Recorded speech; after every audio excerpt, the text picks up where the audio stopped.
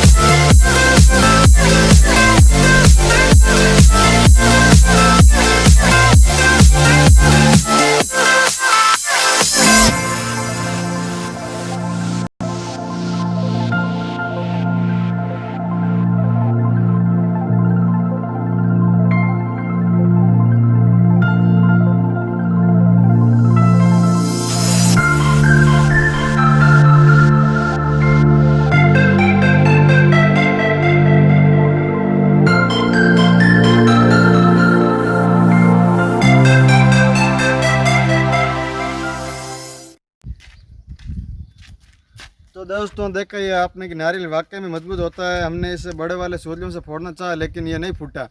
तो दोस्तों इस वीडियो में इतना ही। मिलते हैं नेक्स्ट वीडियो के साथ। जय हिंद, जय भारत।